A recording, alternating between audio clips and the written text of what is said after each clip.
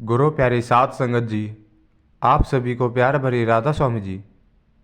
साध संगत जी, आपको पता ही होगा, कुछ महीने पहले बाबा जी अजमेर दरगाह पर जाकर आए थे और वहाँ के प्रमुख सैयद सलमान चिश्ती जी से मिले थे। साध संगत जी, सलमान चिश्ती जी बाबा जी से बहुत प्यार और उनका बहुत आदर सम्मान करते हैं। ऐसे ही जब भारतीय संसद का विशेष स्तर बुलाया गया था और सैयद चिश्ती जी को वहां पर मुख्य अतिथि के रूप में भाषण देने के लिए बुलाया गया था, सैयद चिश्ती जी ने अपने भाषण में बाबा जी के बारे में क्या क्या बोला था। साध संगत जी, वीडियो को अंत तक ज़रूर सुने जी, क्योंकि इस वीडियो में बाबा जी का बहुत बड़ा संदेश दिया गया है जी। जैसे ही सैयद सलमान चिश्ती जी ने भाषण आरंभ किया, उन्होंने कहा, आज मैं आप सबके सामने इंसानियत और प्रेम के दो महान आदर्शों पर बात करने आया हूँ।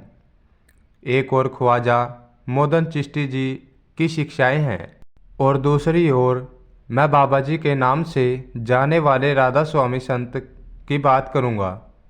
दोनों ही इंसानियत की राह दिखाने वाले मार्गदर्शक हैं। उन्होंने बताया कि किस तरह अजमेर शरीफ दरगाह में ख्वाजा मोहित चिश्ती जी ने जीवन भर प्रेम, करुणा और आपसी भाईचारे का संदेश दिया। उनका मानना था कि धर्म से पहले इंसानियत होती है और हर दिल में एक ही परमात्मा का वास होता है। इसके बाद उन्होंने अपना ध्यान बाबा जी की ओर केंद्रित किया। सैयद सलमान चिश्ती जी ने कहा, बाबा जी ने हमें सिखाया है कि धर्म और जाति से ऊपर उठकर हम सब एक हैं। डेरे में लोग हर जाति, हर धर्म और हर वर्ग से आते हैं, लेकिन वहाँ सबको केवल एक ही बात सिखाई जाती है, प्रेम, सेवा और संतोष। यह वह जगह है जहाँ सभी अपने जीवन की उलझनों से राहत पाते हैं और आध्यात्मिक मार्ग पर चलने की प्रेरणा लेते हैं। सभा में लोग मंत्रमुग्ध होकर सुनते रहे जब उन्होंने कहा, हमारी धरती पर ऐसे संतों का होना हमारे समाज के लिए बहुत बड़ा वरदान है। ख्वाजा साहिब और बाबा जी दोनों ने अपनी शिक्षाओं में हमेशा इस बात पर जोर दिया है कि हम आपस में मिलजुल कर रहें, चाहे हम किसी भी मजहब या किसी भी जाति से हो। फिर सैयद सलमान जी ने एक कहानी सुनाई। उन्होंने बताया कि एक बार एक गरीब किसान डेरे गया था। उसने बाबा जी से पूछा, मुझे कोई नहीं समझता, मुझे हमेशा नीचा दिखाया जाता है, मैं क्या करूं? बाबा जी ने बस इतना कहा, जो दिल से प्रेम करता है वह सबसे ऊपर होता है। लोग तुम्हें चाहे जितना भी छोटा समझे, लेकिन तुम प्रेम के मार्ग पर चलना मत छोड़ो। उस किसान का चेहरा खिल उठा और उसने अपने जीवन को प्रेम और सेवा के मार्ग पर समर्पित कर दिया। यह कहानी सुनकर सभी संसद के चेहरे पर गहरी शांति और प्रेरणा का भाव आ गया। अपने भाषण के अंत में सैयद सलमान चिश्ती जी ने सभा को संबोधित करते हुए कहा, अगर हम बाबा जी की शिक्षाओं को अपनाएं तो हमारा देश सच में एक ऐसा राष्ट्र बन सकता है जहां किसी भी भेदभाव की जगह ना हो। यह वह मार्ग है जहां से शांति, सुख और समृद्धि आएगी। जब उन्होंने अपना भाषण समापन किया तब हर कोई गहरी प्रेरणा से भर चुका था। सैयद सलमान चिश्ती जी ने उस दिन न केवल एकता का संदेश दिया, बल्कि लोगों के दिलों में यह भरोसा जगा दिया कि अगर हम बाबा जी की दिखाई दिशा में चले तो हम एक बेहतर समाज का निर्माण कर सकते हैं। साथ संगत जी, मैं आपको एक साखी और सुनाऊंगा जी। आज की जो वीडियो है वह सच्ची घटना पर आधारित है। तो साथ संगत जी, संगत से यही दरख्वास्त है कि वीडियो को पूरा ज़रूर सुनिए जी। साथ संगत जी, आज की जो वीडियो है वह बाबा जी और हजूर जी की वीडियो है। साथ संगत जी, ऐसा क्या हुआ था जब बाबा जी और हजूर जी दोनों को मिलकर आधी रात को एक सेवादार के घर जाना पड़ा था। साथ संगत जी, यह जो सेवादार था वह डेरे में अक्सर ही सेवा करता था और बाबा जी के हमेशा ही समीप रहता था और वह सेवा भी बड़े प्रेम भाव से करता था। और जब भी वह सेवा में आता सबसे पहले बाबा जी से ज़रूर मिलता और बाबा जी को यह बातें कहता कि बाबा जी, जब भी आप हमें आवाज़ लगाएंगे मैं दौड़ा चला आऊँगा। तो बाबा जी कहते हैं कि बेटा, डेरा तुम्हारा है और हम सबका है। और वह कहते हैं कि बाबा जी, आपने हजूर जी को गद्दी पर बिठाने का जो आपने किया है या आपने जो फैसला किया है वह बहुत अच्छा किया है। बाबा जी कहते हैं कि बेटा, जब तक आप मेरे साथ हो मुझे किसी चीज़ की परवाह नहीं है और मेरे सेवादार तो हमेशा ही मेरे साथ हैं। वह कहते हैं कि बाबा जी, आप बिल्कुल सही कहते हैं।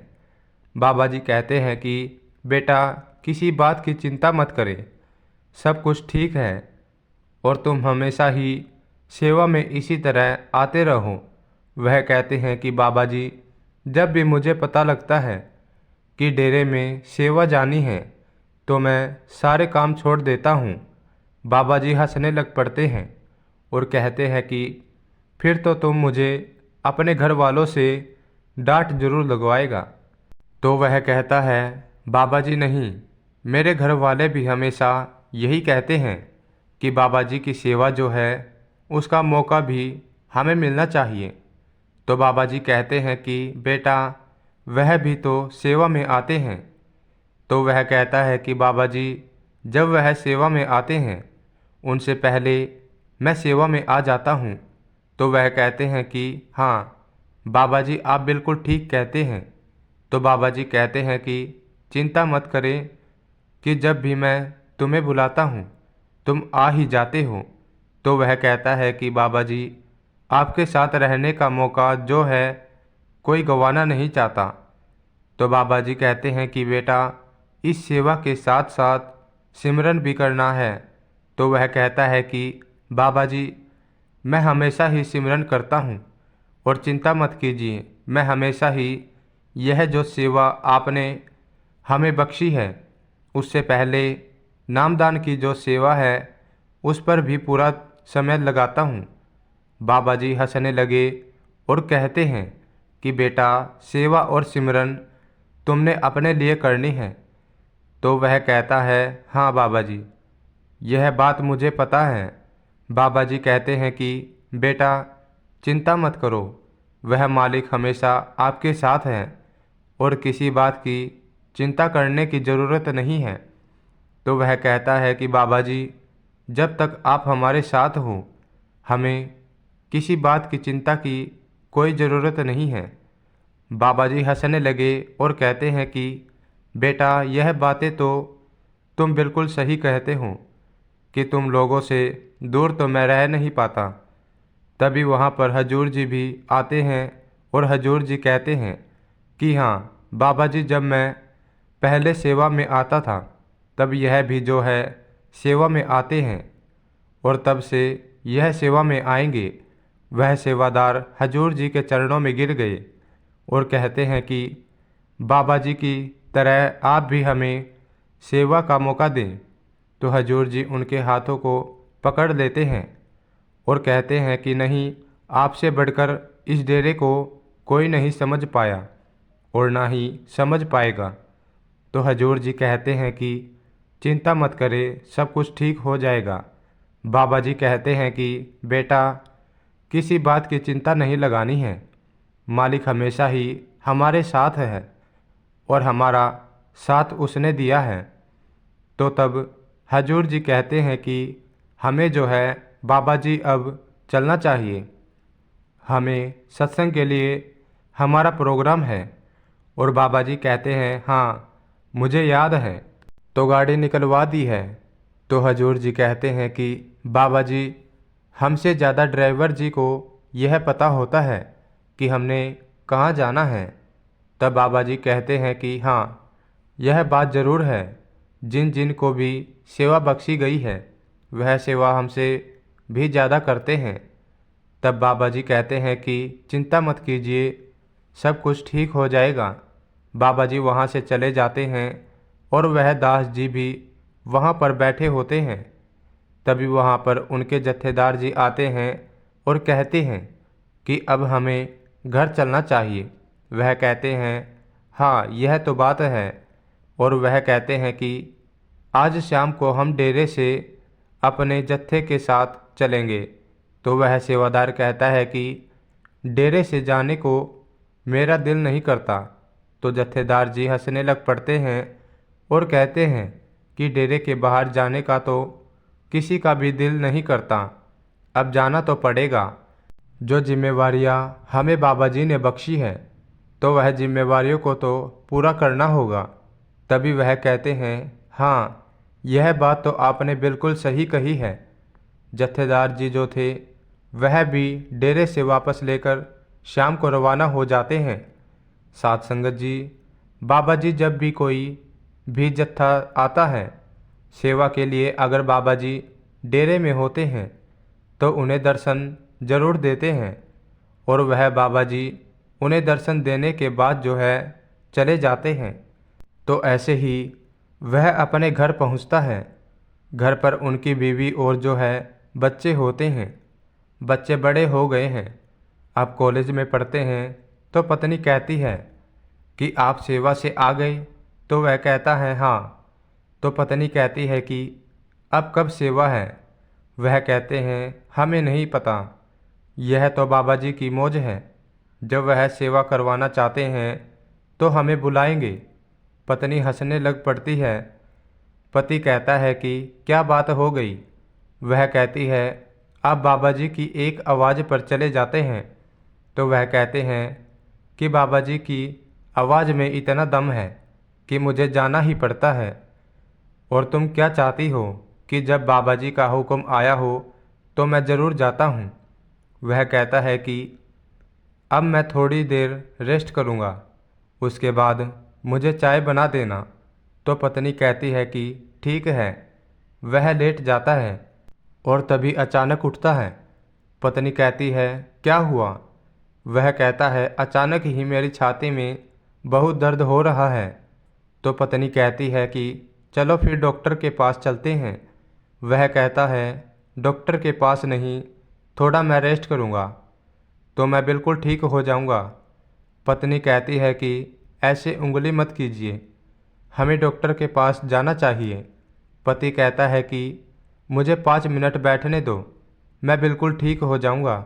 ऐसे ही वह बैठा हुआ था कि अचानक गिर जाता है। पत्नी चीखें मारती है, बच्चे इकट्ठे होते हैं। तो उसे हॉस्पिटल में दाखिल कराया जाता है और उसके ठीक 4 दिन जो है उनकी सेवा होती है। और उनके जत्थे ने जाना था, लेकिन इस पति सेवादार को हार्ट अटैक आया हुआ था। और इसे सुनकर पत्नी भी जो है हैरान हो जाती है कि अभी तो यह सेवा से आए हैं और अभी इनको हार्ट अटैक कैसे आ सकता है। डॉक्टर कहते हैं कि हमें इनका जल्दी ही ऑपरेशन करना पड़ेगा। तो वह कहती है चिंता मत करो। तभी उनके जत्थेदार जी को बताया जाता है।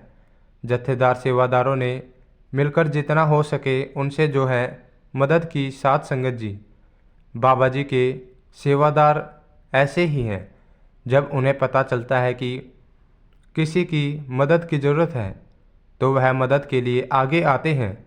बाबा जी के सेवादार है ही ऐसे, वह सबकी मदद करते हैं। तो वह सारे ही बाबा जी की जो सेवादार है उनकी मदद के लिए आगे आए। पत्नी यह बात देखकर रोने लगी। तभी जत्थेदार जी कहते हैं कि क्या हो गया बहन जी? वह कहती है कि आप सब हमारी मदद के लिए आए हैं। तो वह कहते हैं कि बाबा जी की मौज है, बाबा जी हमसे आपके पति की सेवा इतनी करते हैं तो हम आपके काम नहीं आ सकते। और आपको तो पता है कि सेवादार की यही बातें बाबा जी अपने सेवादारों से यही कहते हैं कि अगर कोई मुश्किल में हो तो उनकी मदद ज़रूर करनी चाहिए। वह कहती है, हाँ, यह बात तो आप बिल्कुल ठीक ही कह रहे हैं। इतना कहकर ही वह चली जाती है। और साध संगत जी, सेवा में तभी मज़ा है जब भी बीमारी में सभी मदद करते हैं। तो पत्नी ने देखा कि पति की अभी ठीक हालत नहीं है, तो वह उन्हें बिठाकर खुद वहाँ से चली जाती है। तो साध संगत जी, जब पत्नी वहाँ से चली जाती है तो पति को होश आता है। जत्थेदार जी उनके पास जाते हैं तो कहते हैं कि आप कैसी हैं। तो वह डॉक्टर कहते हैं कि अभी इनको आईसीयू में रखा गया है, आप 2 सेकंड ही इनसे बात कर सकते हैं, फिर आप बाहर चले जाइए। तो जत्थेदार जी कहते हैं, ठीक है, मैं चला जाता हूँ। उस सेवादार की आंखों में आंसू थे, तो उसे पता था 4 दिन बाद सेवा है, मैं नहीं जा सकता। लेकिन फिर भी वह इस आस में था कि मैं ठीक हो जाऊंगा और सेवा के लिए जा सकता हूँ। साथ संगत जी, ऐसे ही समय व्यतीत होता है। उसके पति को हॉस्पिटल में शिफ्ट कर दिया जाता है। वह कहता है, अपनी पत्नी को आज सेवा जानी है तो मैं सेवा में जाऊंगा। पत्नी कहती है कि आप सेवा में कैसे जा सकते हैं, आपकी तबीयत ठीक नहीं है और आप इतनी मुश्किल से आप ठीक होने लगे हैं। चिंता मत कीजिए, बाबा जी सब कुछ जानते हैं। तो पति कहता है, बिना बाबा जी को देखे हुए मैं कैसे दिन निकाल लूँगा। पत्नी कहती है, चिंता मत कीजिए, सब कुछ ठीक हो जाएगा, आप तो बाबा जी की रजा में रहिए। जब वह वहाँ पर पहुँचते हैं, सेवा पर लगते हैं, तब बाबा जी जो होते हैं और वहाँ पर हजूर जी भी दर्शन देने आते हैं। तब बाबा जी उन जत्थेदार को बुलाकर कहते हैं कि आपका वह जो सेवादार जी है उनका नाम लेकर कहते हैं कि वह नहीं आए। तब उनकी बात सुनकर बाबा जी से कहते हैं कि बाबा जी, उनकी तबीयत ठीक नहीं है। बाबा जी कहते हैं, क्या हुआ? तब वह कहते हैं कि बाबा जी, 4 दिन पहले जब यहाँ से वह सेवा कर गए तो अचानक ही उनकी छाती में दर्द हुआ और अटैक आ गया। और बाबा जी कहते हैं, अब कैसी हालत है? तब बाबा जी के कहने पर वह कहते हैं कि बाबा जी, अब वह ठीक है। बाबा जी कहते हैं कि अगर उन्हें किसी चीज़ की ज़रूरत है बताना। तो बाबा जी के आगे जत्थेदार जी हाथ जोड़कर कहते हैं कि बाबा जी, सेवादारों ने बड़ी ही मदद की है। बाबा जी कहते हैं कि यह तो बड़ी अच्छी बात है, हमें सबकी मदद करनी चाहिए। तभी बाबा जी कहते हैं कि वह कौन से हॉस्पिटल में हैं। तब बाबा जी से जत्थेदार जी कहते हैं कि वह इस हॉस्पिटल में एडमिट है। तो बाबा जी पूछते हैं कि वह कहाँ के रहने वाले हैं। बाबा जी को जत्थेदार बताते हैं कि बाबा जी, वह लुधियाने के पास एक गांव है, वहाँ के रहने वाले हैं। तो बाबा जी कहते हैं कि हजूर जी से कि हमें उनका पता लेना चाहिए। बाबा जी से हजूर जी कहते हैं कि हमने शाम को बाबा जी जाना है। तो बाबा जी कहते हैं कि जब सेवादार जो है हमारे लिए सब काम छोड़कर आते हैं तो क्या हम उनसे 5 मिनट मिलने भी नहीं जा सकते? बाबा जी की बात सुनकर हजूर जी की आंखों में आंसू आ गए और कहते हैं कि क्यों नहीं बाबा जी, हम उनसे मिलने ज़रूर जाएंगे। जब बाबा जी ने यह बात सुनी तो बाबा जी कहते हैं कि हम आज जहाँ पर प्रोग्राम है उससे पहले 5 मिनट पहले हॉस्पिटल में उनसे मिलने ज़रूर जाएंगे। तो बाबा जी की बात सुनकर हजूर जी कहते हैं कि अगर किसी को बाबा जी पता लग गया तो सबको यह बात फैल जाएगी। बाबा जी कहते हैं, बेटा, इस बात की तुम चिंता मत करो, मेरी हॉस्पिटल वालों से पहले ही बात हो गई है और वहाँ पर कोई नहीं आएगा, चिंता मत करो। हजूर जी बाबा जी की बात सुनकर कहते हैं कि बाबा जी, आप अपने सेवादार और सत्संगियों से इतना प्रेम कैसे कर लेते हैं? तो बाबा जी कहते हैं कि बेटा, यह बात आप भी समझ जाएंगे कि सत्संगी मेरे लिए क्या हैं। जब आप गद्दी पर बैठेंगे आपको भी इस बात का एहसास हो जाएगा कि सेवादार के लिए हमेशा ही जो है, मेरी सेवादारों ने मेरी हमेशा ही बात को माना है, तो क्या हमारा फ़र्ज नहीं बनता। तो बाबा जी कहते हैं कि चिंता मत करिए, सब कुछ ठीक हो जाएगा और किसी को कानों कान खबर भी नहीं होगी। सिक्योरिटी वाले भी हम गली के बाहर जो है थोड़े दूर खड़े हो जाएंगे। तो बाबा जी चुपचाप आराम से उस सेवादार से मिलने के लिए डेरे से निकले। हजूर जी आधे रास्ते में बाबा जी को ही देखते रहे। बाबा जी हजूर जी से कहते हैं, आप मेरी तरफ ऐसा क्यों देख रहे हैं। तब हजूर जी कहते हैं कि बाबा जी, आपका जो प्रेम है मैं समझ नहीं पाया। बाबा जी कहते हैं कि बेटा, यह प्रेम सत्संगियों के लिए है और सत्संगी हमारे जो है परिवार का हिस्सा ही है ना। तो बाबा जी से हजूर जी हाथ जोड़कर कहते हैं कि बाबा जी आप धन्य हैं। बाबा जी कहते हैं कि मेरा और मेरी सत्संगियों का 35 साल का पुराना साथ है, भला जब वह मुश्किल में हैं तो मैं उन्हें कैसे छोड़ सकता हूँ। तब बाबा जी की बात सुनकर हजूर जी कहते हैं कि हाँ बाबा जी, आप बिल्कुल ठीक कहते हैं।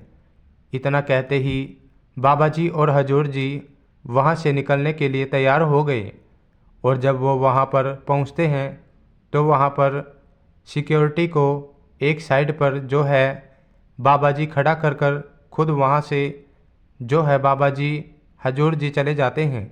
जब उनसे कमरा पूछा जाता है, कमरे में दाखिल होते हैं तो बाबा जी और हजूर जी को देखकर सेवादार ज़ोर ज़ोर से रोने लग पड़ता है।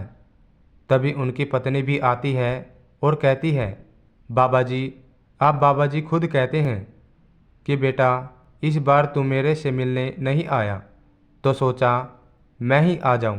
तो वह सत्संगी के आंसू जो थे वह रुक नहीं रहे थे।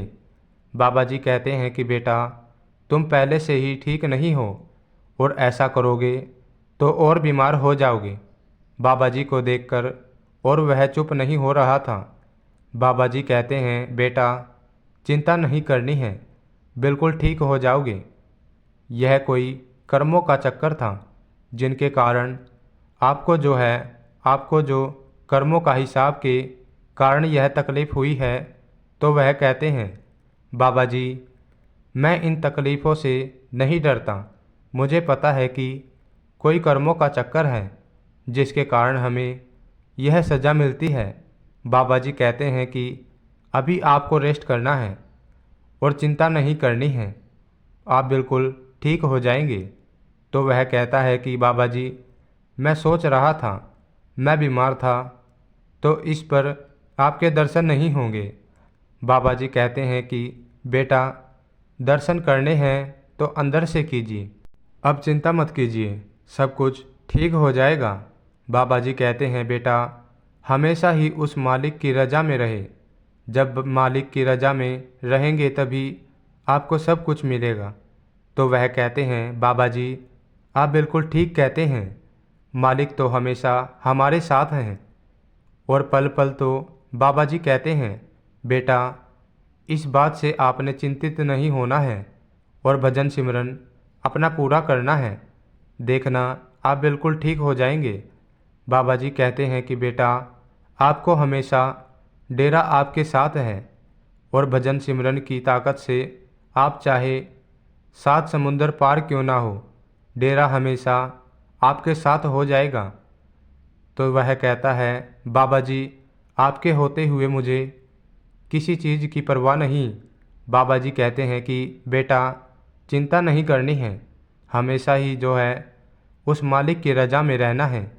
तभी उसकी पत्नी कहती है, बाबा जी आप यहाँ पर आए, हमारे लिए यही काफ़ी है। बाबा जी कहते हैं, क्यों नहीं आता, अगर हमारी एक आवाज़ पर यह आ जाते हैं तो हमारा भी तो फ़र्ज बनता है कि हम सेवादारों तक पहुँचे। तब उसकी पत्नी बाबा जी के चरणों में गिरने लगी। फिर बाबा जी कहते हैं, बेटा यह काम नहीं करना, भजन सिमरन करना है, चिंतित नहीं होना है, यह बिल्कुल ठीक हो जाएंगे। तो अगर किसी चीज़ की ज़रूरत हो तो मुझे बताना। तब वह बेटी कहती है कि बाबा जी, सेवादारों ने आगे ही हमारी मदद बहुत की है। तो बाबा जी कहते हैं कि बेटा, कोई कर्मों का चक्कर है जिनके करने में तकलीफ़ सहनी पड़ी है। तो वह कहती है कि बाबा जी, आपके होते हुए हमें किसी चीज़ की जो है वह करने की ज़रूरत नहीं है। बाबा जी कहते हैं कि ऐसे ही मालिक का हर समय शुक्राना कीजिए, भजन सिमरन कीजिए। और बेटा, अब मैं चलता हूँ, किसी को पता लग गया तो और ज़्यादा प्रॉब्लम होगी।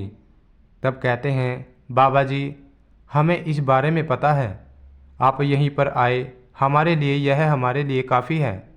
तो साथ संगत जी, जब भी किसी सत्संगी को या सेवादार को बाबा जी की ज़रूरत पड़ती है तो बाबा जी उसके पास हमेशा ही आते हैं। तो साथ संगत जी, मैं आपसे विदा लेता हूँ। मिलते हैं एक और नई वीडियो के साथ। साथ संगत जी, अगर आपको हमारी यह वीडियो अच्छी लगी तो वीडियो को लाइक करके चैनल को सब्सक्राइब ज़रूर कर देना जी। और कमेंट में बताना आपको वीडियो कैसी लगी। और कमेंट में राधा स्वामी लिखना मत भूलना जी। राधा स्वामी जी।